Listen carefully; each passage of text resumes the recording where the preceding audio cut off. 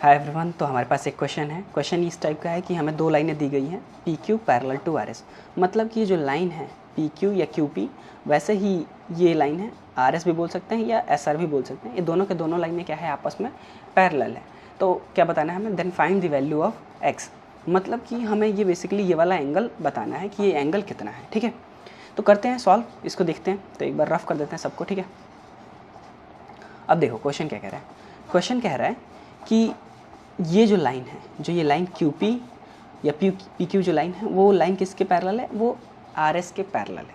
तो इसका मतलब है अगर ये एंगल 80 डिग्री है तो ये भी कितना होना चाहिए, ये भी 80 डिग्री के बराबर ही होना चाहिए। क्यों? क्योंकि ये दोनों लाइन, ये जो लाइन है, ये जो लाइन है और ये पी क्यू जो लाइन है, जो आर एस और पी क्यू जो लाइन है, वो दोनों के दोनों क्या है, पैरेलल है। और ये जो एक जो ये जो लाइन है, जो क्यू टी लाइन है, वो क्या है, वो एक ट्रावर्सल की तरह एक काम कर रही है। तो इसका मतलब है कि ये जो एंगल है पी क्यू यू, एंगल कितना दे रखा है, पी क्यू यू, ये कितना हमें दे रखा है, ये हमें 80 डिग्री गिवन था ये। ठीक है, ये हमें क्या है, पहले से दिया हुआ है, ये हमें दिया हुआ है। ठीक है, तो एंगल ये आर यू टी कितना होगा, जो ये एंगल आर यू टी कितना होगा, वो भी 80 डिग्री होगा। किस बेसिस पे, वो होगा कॉरस्पॉन्डिंग एंगल के बेसिस पे। ठीक है, कौन सा एंगल है, कॉरस्पॉन्डिंग एंगल। ठीक है, इतना तो समझ में आ रहा होगा। ये कॉरस्पॉन्डिंग एंगल से ये कितना होगा, ये भी 80 डिग्री होगा। तो हम इसको लिख लेते हैं कि एंगल आर यू और टी, ये वाला एंगल कौन सा होगा, एंगल आर यू और टी, ये एंगल कितना होगा, ये भी 80 डिग्री के बराबर ही होगा। मतलब इस पी क्यू यू के बराबर ही होगा। और किस बेसिस पे, कॉरस्पॉन्डिंग एंगल।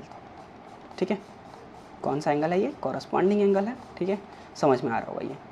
अब बात करते हैं कि ये तो हमें मिल गया। ठीक है, अब हम यहाँ पर कुछ भी लगा सकते हैं, यहाँ पर हम लीनियर पेयर भी लगा सकते हैं। एक बार इसको रफ कर लेते हैं, थोड़ा क्लियर करके देखते हैं। ठीक है, अब देखो इसको भी क्लियर कर देते हैं थोड़ा।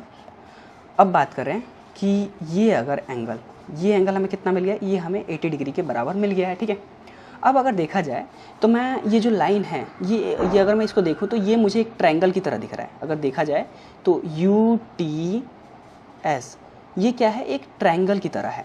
और जो ये यू टी जो लाइन है, वो एक्सटेंडेड लाइन है। जो एस यू आ रहा था उसी का ये एक्सटेंडेड है। ठीक है, तो आपको इतना समझ में आ रहा होगा कि ये जो लाइन है, ये एस यू जो लाइन है, जो ये एस यू कौन सी लाइन है, ये वाली जो लाइन है, उसी को हमने एक्सटेंड करके थोड़ा और आगे कर दिया। ठीक है, और ये वाला एंगल क्या होगा, ये वाला एंगल हमें दिया हुआ है, वो कितना डिग्री दिया हुआ है या हमने निकाल लिया है।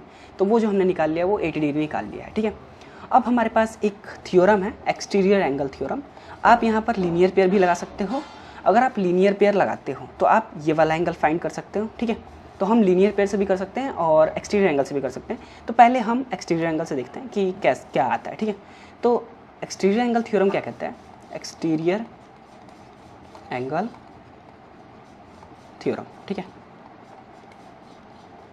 एक्सटीरियर एंगल थ्योरम क्या कहता है, आपको पता होगा कि ये जो एक्सटेंड किया है हमने एक साइड, ये क्या होता है, ये एक्सटीरियर एंगल की तरह कंसीडर होगा। ये एक्सटीरियर एंगल किसके बराबर होगा, अपोजिट इंटीरियर एंगल्स। मतलब कि ये वाला इंटीरियर एंगल नहीं, इसके अपोजिट, जो इस एंगल के अपोजिट कौन कौन से हैं, ये वाला एंगल और ये वाला एंगल। मतलब कि जो ये 80 डिग्री होगा वो किसके सम के बराबर होगा, ये एक्स वाले डिग्री के बराबर होगा, एक्स डिग्री प्लस 40 डिग्री के बराबर होगा। एक्सटीरियर एंगल क्या बोलता है कि एक्सटीरियर एंगल जो होगा वो basically the sum of the opposite interior angles. ठीक है, मतलब जो ये 80 डिग्री होगा वो किसके बराबर होगा, sum of the opposite interior angles. मतलब इंटीरियर एंगल्स ये वाले हैं, अपोजिट इंटीरियर एंगल्स, तो इन दोनों का सम के बराबर कितना होगा, 80 डिग्री होगा। तो मैं एक बार लिख देता हूँ, मैं एक बार उनका नाम भी लिखता हूँ, एंगल्स का नाम भी लिखते हैं और फिर उसके बाद हम उसके सब पुट करेंगे वैल्यू भी।